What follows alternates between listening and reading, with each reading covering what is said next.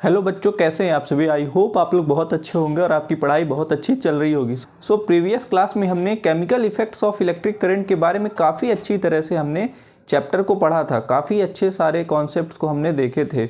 आज हम नया चैप्टर स्टार्ट करने जा रहे हैं। क्लास 8 साइंस का ये चैप्टर है। इसका नाम है सम नेचुरल फिनोमेना। तो हम नया चैप्टर देखेंगे, सम नेचुरल फिनोमेना। सो आज देखते हैं नया चैप्टर और हम सबसे पहले देखते हैं कि अपना चैप्टर का नाम क्या है। तो चैप्टर का नाम है सम नेचुरल फिनोमेना। तो सम नेचुरल फिनोमेना का मतलब है कि इस चैप्टर में हम कुछ ऐसी चीज़ें देखेंगे जो हमारे आसपास अपने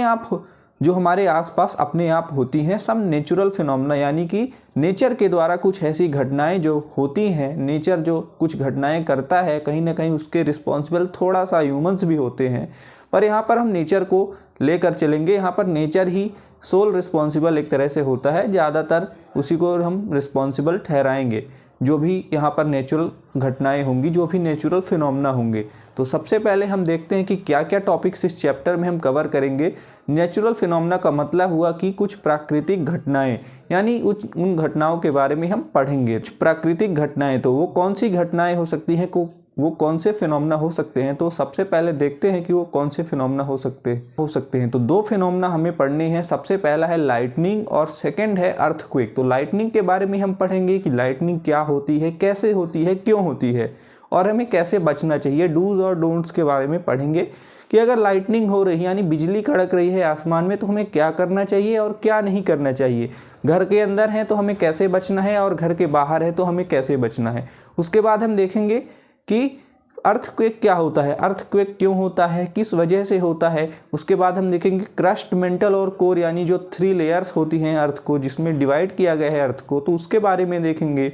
अर्थक्वेक क्यों होता है इसके बारे में देखेंगे और इसके भी डूज और डोंट्स के बारे में हम देखेंगे कि कैसे हमें बचना है और कैसे हमें घर के अंदर अगर रहेंगे तो हमें बचना कैसे है, और घर के बाहर यदि हम अर्थक्वेक के समय रहेंगे तो हम उस सिचुएशन में कैसे अपने आप को बचा सकते हैं। तो आप देखते हैं कि क्या क्या टॉपिक्स हमें कवर करने हैं। तो topics to be covered in this chapter are, सबसे पहले हम देखेंगे लाइटनिंग। तो लाइटनिंग का मतलब हुआ कि तो जब बिजली कड़कती है तो उसे हम बोलते हैं कि यहाँ पर लाइटनिंग हो रही है। तो लाइटनिंग के बारे में देखेंगे कि लाइटनिंग क्यों होती है। उसके बाद हम देखेंगे कि सेफ्टी फ्रॉम लाइटनिंग। तो लाइटनिंग से हम कैसे बच सकते हैं, कब हम किस सिचुएशन में रहेंगे तो हमें क्या फैसले लेने चाहिए, क्या करना चाहिए अगर लाइटनिंग हो रही है तो हमें कैसे बचना है, उसके बारे में भी हम देखेंगे। इसके बाद हम देखेंगे कि अर्थक्वेक। तो अर्थक्वेक के बारे में हम देखेंगे कि अर्थक्वेक से हम कैसे बच सकते हैं। तो अर्थक्वेक के बारे में देखेंगे कि हम कैसे बच सकते हैं अर्थक्वेक से। इसके बाद हम देखेंगे कि सेफ्टी फ्रॉम अर्थक्वेक। तो सेफ्टी फ्रॉम अर्थक्वेक यानी अर्थक्वेक यदि हो रहा है, अगर धरती कांप रही है, अगर वहाँ पर भूकंप आ रहा है तो हमें क्या करना चाहिए, उस सिचुएशन में हम अपने आप को कैसे बचा सकते हैं। मान लीजिए आप कहीं पर हैं, अगर घर के अंदर हैं तो क्या करेंगे आप, उस सिचुएशन में आपको क्या फैसले लेने चाहिए, इसके बारे में हम देखेंगे। अगर आप घर के बाहर हैं तो आप कैसे अपने आप को बचा सकते हैं। तो अलग अलग कंडीशन में हम अलग अलग चीज़ों को देखेंगे। तो सबसे पहले हम स्टार्ट करते हैं अपना चैप्टर को लाइटनिंग से। लाइटनिंग के बारे में हम देखते हैं और हम नेचुरल फिनोमेना की डेफिनेशन भी देखते हैं कि नेचुरल फिनोमेना का मतलब क्या होता है, क्योंकि हमें एग्जाम में डेफिनेशन भी लिखनी पड़ेगी। तो हम स्टार्ट करते हैं सम नेचुरल फिनोमेना के डेफिनेशन से। हम नेचुरल फिनोमेना की डेफिनेशन देखते हैं कि नेचुरल फिनोमेना यानी होता क्या है। हमें डेफिनेशन भी एग्जाम में लिखनी चाहिए। नेचुरल फिनोमेना की हम डेफिनेशन देखते हैं कि नेचुरल फिनोमेना का मतलब होता क्या है। तो स्टार्ट करते हैं नेचुरल फिनोमेना की डेफिनेशन से। नेचुरल फिनोमेनन की हम डेफिनेशन देख रहे हैं, यानी जो प्राकृतिक घटनाएं होती हैं, जो भी नेचर के थ्रू घटनाएं होती हैं, तो उसका हम डेफिनेशन देख रहे हैं। एक हमें डेफिनेशन आनी चाहिए। तो एनीथिंग इन नेचर में कोई भी ऐसी चीज़, यानी जो हमारे नेचर में, हमारे प्रकृति में कोई भी ऐसी घटना that occurs on its own, यानी खुद से हो। That occurs on its own यानी वो घटना कहीं ना कहीं खुद से हो, उसको डायरेक्टली अगर कहा जाए तो ह्यूमंस का इंटरवेंशन नहीं है उसमें। तो इस तरह की घटना को हम बोलेंगे natural phenomena without any kind of human intervention. तो नेचुरल फिनोमेना का मतलब हुआ कि anything in nature that occurs on its own, वो घटनाएं जो खुद से हों और उनमें ह्यूमंस का जो है तो डायरेक्ट हस्तक्षेप ना रहे, यानी कोई भी इंटरवीन ना करे, ह्यूमंस जो है तो उसमें डायरेक्टली जो रिस्पॉन्सिबल ना हो। अगर मान लीजिए कहीं पर अर्थक्वेक आ गया तो उसका हम दोष ह्यूमन को नहीं देंगे कि ये घटना ह्यूमंस ने कराई है। अगर लाइटनिंग हो रही है, कहीं पर बिजली चमक रही है आसमान में, तो उसकी घटना जो है तो हम ह्यूमंस को रिस्पॉन्सिबल नहीं ठहराएंगे उसके लिए। तो ऐसी कोई भी घटना नेचर में जो अपने आप से होती है उसको करने वाला नेचर स्वयं होता है और उसमें डायरेक्टली जो है तो ह्यूमंस का कोई भी रोल नहीं होता वो घटनाओं के होने में। तो उन घटनाओं को हम बोलेंगे कि ये प्राकृतिक घटनाएं हैं जो नेचर के द्वारा की जाती हैं। तो उसके कुछ एग्जाम्पल्स भी हम देख लेते हैं कि क्या क्या एग्जाम्पल्स हैं। तो सबसे अच्छे एग्जाम्पल्स हमने यहाँ पर लिखे हैं। वो एग्जाम्पल है वोल्केनिक इरप्शन। मान लीजिए कि कहीं पर वोल्केनो जो है वो इरप्ट कर रहा है, वोल्केनो से लावा निकल रहा है, तो वो क्या है, एक्टिव वोल्केनो है और वहाँ पर जो हो रहा है जो भी चीज़ें, तो नेचर रिस्पॉन्सिबल है उसके लिए। इसके बाद जैसे टाइड्स हैं, जो भी समुद्र में, जो भी ओशियन में जो भी टाइड वगैरह आती है तो वो उसके रिस्पॉन्सिबल, जो भी टाइड वगैरह आती है तो उसके लिए कौन रिस्पॉन्सिबल है, वो नेचर रिस्पॉन्सिबल है। तो ये क्या हो गया, एक नेचुरल फिनोमिनन का एग्जाम्पल हो गया।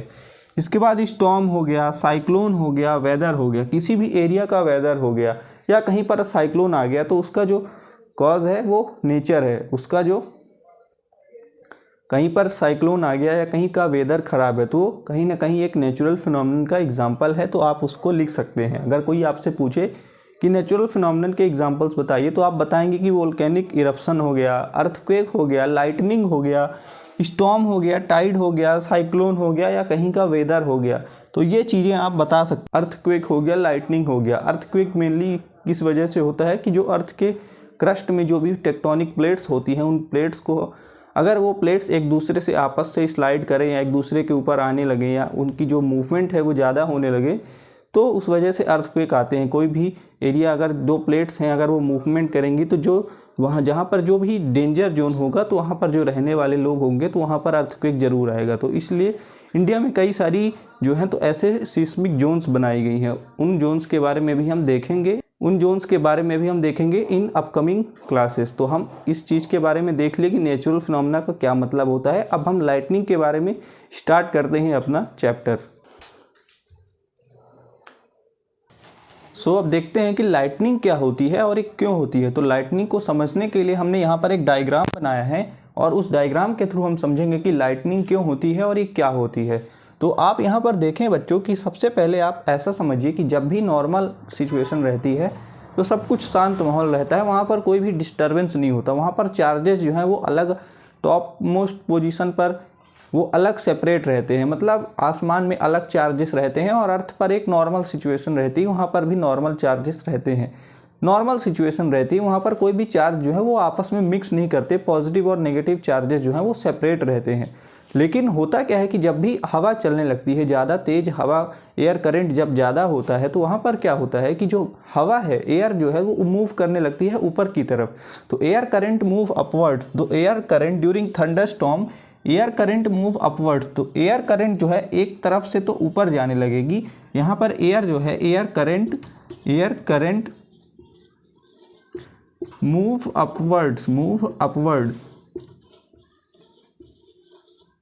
तो यहाँ पर जो हवा है, जो एयर करंट है वो क्या होने लगेगी, यहाँ पर जो एयर है वो क्या होने लगेगी कि वो ऊपर की तरफ जाने लगेगी। और साथ में क्या होगा कि जो वाटर ड्रॉपलेट्स हैं जो अर्थ में जो ऊपर की जो यहाँ पर वाटर ड्रॉपलेट्स हैं हमारे एटमॉस्फेयर में वो क्या होने लगेंगे, वो जो बादल में वाटर ड्रॉपलेट्स हैं वो जो भारी रहेंगे तो नीचे आने लगेंगे। एयर की ज़्यादा मूवमेंट होने की वजह से थोड़ा सा डिस्टर्बेंस ज़्यादा होने लगेगा नेचर में। तो वहाँ पर वाटर ड्रॉपलेट्स जो हैं, यहाँ पर जो वाटर ड्रॉपलेट्स जो हैं, जो पानी की बूंदें हैं वो नीचे आने लगेंगी, वो अपने साथ जो है तो नीचे आने लगेंगी। तो यहाँ पर आप अब समझिए कि जब ये एयर ज़्यादा फ्लो होने लगेगी, जब हवा ज़्यादा चलने लगेगी तो अर्थ के जो नीचे जो सरफेस है यहाँ पर क्या होगा कि पॉजिटिव चार्ज जो है वो एक्यूमुलेट होने लगेंगे।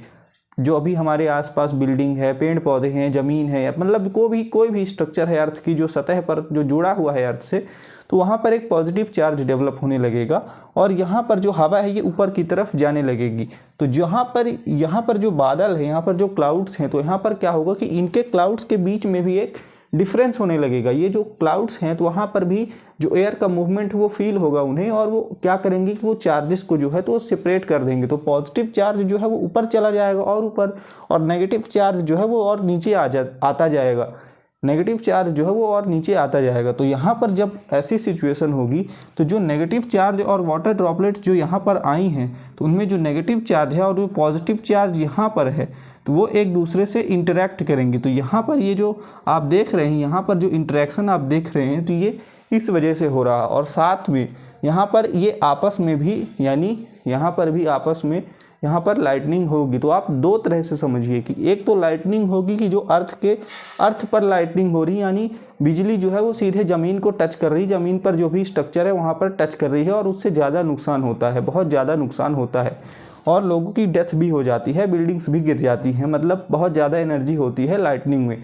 तो यहाँ पर एक डायरेक्ट जो है ये यहाँ पर कांटेक्ट हो रहा है, और साथ में ये जो इन क्लाउड्स के बीच में है आपस में जो है तो यहाँ पर भी इंटरेक्ट हो रहा है, क्योंकि ऊपर पॉजिटिव चार्ज है और नीचे नेगेटिव चार्ज है। तो आपने देखा होगा कि बादलों में, दो बादलों के बीच में बिजली कभी कभी आपको चमकते हुए दिखाई देती है, और कभी कभी आप सुनते हैं न्यूज़ में या कहीं पर देखते भी हैं कि बिजली जो है वो सीधे ज़मीन पर आकर गिर गई और वहाँ पर बड़ा सा गड्ढा हो गया या कुछ भी वहाँ पर स्ट्रक्चर है तो वो तहस नहस हो गया। तो इस तरह से आपने समझा कि लाइटनिंग क्यों होती है। तो चार्जेस के जो है तो मिक्सअप होने की वजह से एक वहाँ पर मूवमेंट, चार्जेस जो हैं वो मिक्स कर जाते हैं, और जब एयर ज़्यादा होने लगती है तो उन्हीं चार्जेस का आपस में इंटरेक्शन होता है। तो water droplets move downward, water droplets नीचे आने लगती हैं, और charges separate between clouds and between cloud and earth. तो क्लाउड्स के बीच में भी चार्जेस जो हैं वो सेपरेट होने लगेंगे, वो आपस में एक दूसरे से अलग होने लगेंगे, और साथ में यहाँ पर अर्थ में भी चार्जेस जो हैं वो एक्यूमुलेट होने लगेंगे, इकट्ठा होने लगेंगे।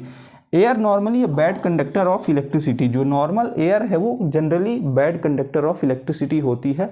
अगर गुड कंडक्टर ऑफ इलेक्ट्रिसिटी होती तो हम और आप इस तरह से यहाँ पर सर्वाइव नहीं कर पाते। जो चार्जेस हैं वो कहीं ना कहीं एक दूसरे से ट्रांसफ़र होते रहते और हमें जो है तो झटके हमेशा लगते रहते। यहाँ पर जो है जो झटके लगते रहते, तो इसलिए एयर को normally bad conductor of electricity बोला जाता है। लेकिन जब ऐसी सिचुएशन होती है कि जहाँ पर चार्जेस ही ज़्यादा हो जाएं, अगर कोई भी चीज़ हद से ज़्यादा ही हो जाए तो वहाँ पर कोई क्या कर सकता है, तो एयर भी कुछ नहीं कर पाएगी वहाँ पर। तो वहाँ पर क्या होगा कि एयर नॉर्मली एक बैड कंडक्टर होता है, लेकिन वहाँ पर स्टार्ट कर देता है कंडक्टिंग, उसका जो नेचर है वो कंडक्टिंग होने लगता है। और साथ में जो when the magnitude of charge increase, जो चार्ज का जो मैग्नीट्यूड है यहाँ पर बढ़ते बढ़ते बहुत ज़्यादा बढ़ जाएगा, तो एयर भी थोड़ा सा कंडक्टिंग होने लगती है। और जो चार्जेस हैं वो इसीलिए आपको दिखाई देंगे किसके फॉर्म में, लाइटनिंग के फॉर्म में। जो चार्जेस है वो ट्रांसफ़र होने लगेंगे अर्थ में लाइटनिंग के फॉर्म में। तो यहाँ पर आप देख रहे हैं कि वहाँ पर इलेक्ट्रिसिटी जो फ्लो होने लगेगी, फ्लो ऑफ इलेक्ट्रिसिटी अलाउ, यानी एयर जो है वो अपने से उस एयर जो है वो अलाउ कर देगी कि थोड़ा बहुत इलेक्ट्रिसिटी आप फ्लो होने दीजिए, और एयर जो है तो वो फ्लो करने देगी। और इसी वजह से इलेक्ट्रिसिटी जब फ्लो होगी, जो चार्जेस जो है वो फ्लो होने लगेंगे, वहाँ पर लाइटनिंग के फॉर्म में हमें वो नेचुरल फिनोमेना दिखेगा। तो इस तरह से आपने समझा कि लाइटनिंग में क्या होगा, एक ब्राइट लाइट आएगी, बहुत तेज़ एक रोशनी आएगी, और उसके बाद जो है तो साउंड सुनाई देगी। क्योंकि साउंड जो है वो उस बहुत लाइटनिंग के कंपैरिजन में बहुत ही उसकी स्पीड अगर स्लो मानी जाएगी। अगर आप लाइटनिंग की स्पीड लैक्स में या लाख किलोमीटर यदि देखेंगे तो साउंड की कुछ मीटर पर सेकेंड आएगी, 346 मीटर पर सेकेंड। आप एक बार वेरीफाई भी कर सकते हैं। तो लाइटनिंग होगी, और उसके बाद लाइटनिंग और साउंड में से कौन सबसे पहले दिखाई देगा, तो सबसे पहले हमें लाइटनिंग दिखाई देगी, क्योंकि लाइट दिखाई देगी, ब्राइट लाइट, एक तेज़ रोशनी आसमान में दिखाई देगी। और उसके बाद जो है तो साउंड सुनाई देगा, बहुत ही तेज़ आवाज़ हमें गर्जन, बादल के गरजने की सुनाई देगी। तो यहाँ पर आप समझ सकते हैं कि लाइट जो है, लाइट की स्पीड बहुत ज़्यादा होती है, और जो साउंड की स्पीड है वो कुछ मीटर पर सेकेंड में रह जाती है। तो इसलिए हमें साउंड बाद में सुनाई देती है। तो आपने यहाँ पर समझा कि लाइटनिंग क्यों होती है और इसके क्या क्या वजह हैं। तो लाइटनिंग अगर आपसे कोई पूछे तो आप बताएंगे कि चार्जेस के सेपरेट होने की वजह से जो एयर करंट है वो बढ़ जाता है, और चार्जेस जो हैं वो सेपरेट होने लगते हैं, और उनका जो इंटरेक्शन है वो फिर बाद में एयर करंट जब ज़्यादा हो जाता है, चार्जेस एक्यूमुलेट होने लगते हैं, तो एयर जो है वो कंडक्टिंग हो जाती है, और चार्जेस जो हैं उनको न्यूट्रल करना पड़ता है, इसीलिए लाइटनिंग होती है। तो हमें लाइटनिंग के बारे में अच्छी तरह से समझ में आ गया। अब इसके बाद हम लाइटनिंग से कैसे बचें इसके बारे में हम देखते हैं और अच्छी तरह से समझते हैं।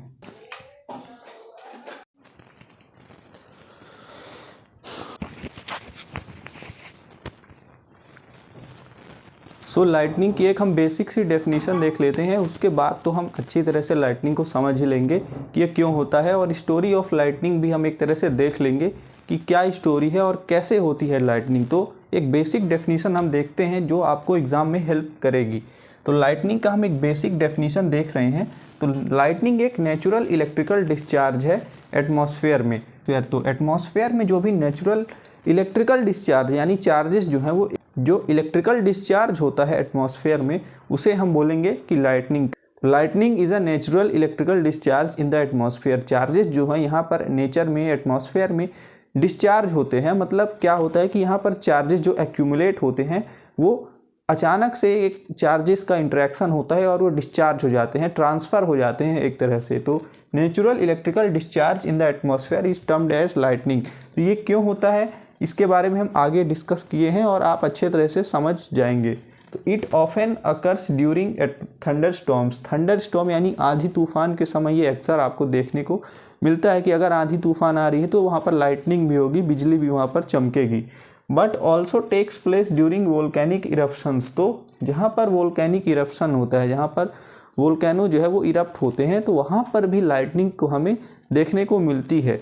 यहाँ पर आप इस तरह से समझिए कि जहाँ पर वोल्केनिक इरप्शंस होते हैं वहाँ पर भी लाइटनिंग होती है, और साथ में थंडर स्टॉर्म पे तो अक्सर लाइटनिंग हमें दिखती ही है। तो यहाँ पर आप समझ सकते हैं। तो when two clouds accidentally hit each other और slide past one other then lightning also occurs. तो दो क्लाउड जब एक दूसरे को हिट कर देते हैं तो वहाँ पर भी लाइटनिंग जो है तो हमें देखने को मिलती है। या फिर स्लाइड इनटू ईच अदर, दो क्लाउड आपस में ही एक दूसरे में समा जाते हैं, एक दूसरे में एकदम घुस जाते हैं, तो वहाँ पर भी हमें लाइटनिंग को देखने को वहाँ पर भी लाइटनिंग देखने को मिलता है। तो आप इस तरह से समझिए कि लाइटनिंग का मतलब हो कि चार्जेस जो हैं वो नेचुरल तरीके से डिस्चार्ज हो रहे हैं हमारे एटमॉस्फेयर में। तो यहाँ पर लाइटनिंग जो है इस तरह से आप समझ सकते हैं। इसके बाद हम देखते हैं कि लाइटनिंग क्यों होती है नेचर में, और वहाँ पर चार्जेस जो हैं वो कैसे एक्यूमुलेट होते हैं अर्थ में। लाइटनिंग क्या होती है, कैसे होती है, उसकी डेफिनेशन देखी थी। हमने देखा था कि नेचुरल फिनोमेना क्या होते हैं, उसके एग्जांपल्स देखे थे। नेचुरल फिनोमेना की हमने डेफिनेशन देखी थी। अब हम लाइटनिंग टॉपिक के अंदर आगे बढ़ रहे हैं और हम अब देखने जा रहे हैं कि लाइटनिंग कंडक्टर क्या होता है। अब हम देख रहे हैं कि लाइटनिंग कंडक्टर क्या होता है। तो आइए देखते हैं कि लाइटनिंग कंडक्टर क्या होता है। तो लाइटनिंग कंडक्टर एक डिवाइस है, a device used to protect buildings from lightning. एक ऐसी डिवाइस जो यूज की जाती है प्रोटेक्शन के लिए। यानी किस चीज़ से प्रोटेक्ट करने के लिए? लाइटनिंग से। जो भी आसमान से बिजली कड़क रही है, मान लीजिए आपके घर पर वो डायरेक्ट गिर जाएगी, तो आपका जो घर है वो नष्ट हो जाएगा, तबाह हो जाएगा, पूरी तरह से डिस्ट्रॉय हो जाएगा, और आपकी जो लाइफ है वो भी कहीं ना कहीं थ्रेटन हो जाएगी, और आप हो सकता है कि आपकी लाइफ पर भी थ्रेट हो सकता है। तो इसलिए लाइटनिंग कंडक्टर जो है वो यूज किया जाता है ताकि हम प्रोटेक्ट कर सके अपने आप को लाइटनिंग से। तो इसका नाम ही इसीलिए है लाइटनिंग कंडक्टर, यानी ये लाइट को कंडक्ट करता है, क्योंकि ये चार्जेस को क्या करे कि अर्थ के बहुत अंदर तक गहराई में वो क्या करे कि चार्जेस को ट्रांसफ़र कर दे और हमारा घर जो है वो प्रोटेक्ट हो जाए। तो a rod made of metal taller than the building. एक यहाँ पर रॉड यूज की जाती है जो कि बिल्डिंग से जनरली टॉलर होती है, यानी बड़ी होती है। मान लीजिए आपका घर अगर इतनी हाइट पर है तो रॉड जो है वो घर से थोड़ी और हाइट पर रहेगी और उसको वहाँ फिक्स किया जाता है बिल्डिंग के साथ साथ। जब भी घर बनाएंगे आप तो वहाँ पर एक लाइटनिंग कंडक्टर जो है वो साथ साथ उसमें उस छत की हाइट से ज़्यादा हाइट पर एक फिक्स किया जाता है मेटल की रॉड, ताकि क्या करें कि installed in the walls during construction. जब भी घर बनता है, आप कंस्ट्रक्शन करवाते हैं, कुछ भी बनवाते हैं घर वगैरह, तो वहाँ पर लाइटनिंग कंडक्टर जो है वो इंस्टॉल किया जाता है। आपकी दीवारों पर आपकी जो मेटल की कॉलम्स हैं, छत हैं, वहाँ पर इंस्टॉल किया जाता है, और वो उसकी जो हाइट है वो सबसे ज़्यादा रहती है, बिल्डिंग की हाइट से भी ज़्यादा उसकी हाइट होती है। तो वहाँ पर ये साइंस जो उसके पीछे है कि एक मेटल रॉड का यूज़ किया जाता है और उसका एक सिरा जो है वो एयर में एक्सपोज्ड रहता है। एक जो मेटल रॉड है, यहाँ पर मेटल रॉड है, तो उसका एक जो पोर्शन वो एयर में एक्सपोज्ड रहता है और दूसरा पोर्शन जो है वो कहाँ पर बरी रहता है, उसको हम कहाँ पर गाड़ देते हैं, वहाँ पर हम ज़मीन पर उसको बहुत गहराई तक गाड़ देते हैं। तो one end is exposed to air and other end is buried deep in ground और अर्थ। और एक जो सिरा है उसको हम अर्थ के बहुत अंदर तक उसको हम बरी कर देते हैं, उसको हम गाड़ देते हैं, ताकि जब भी अगर उस पर लाइटनिंग पड़े तो जो चार्जेस हैं वो कहाँ पर चले जाएं, वो अर्थ के डीप में चले जाएं। तो यहाँ पर इसका बेसिक लॉजिक है। तो it provide an easy path for electric charges to flow into the ground. तो यहाँ पर जो लाइटनिंग कंडक्टर है वो क्या करता है, वो करता यही है कि यहाँ पर लाइटनिंग कंडक्टर क्या करता है कि जो चार्जेस हैं उसको अर्थ के डीप में वो फ्लो करवा देता है, और ताकि जो एक्सेस चार्ज आपके जो घर पर आ रहे हैं वो जो लाइटनिंग की वजह से, तो वो सारे चार्जेस जो हैं वो अर्थ के डीप में चले जाएं और आपका घर जो है तो प्रोटेक्ट हो जाए।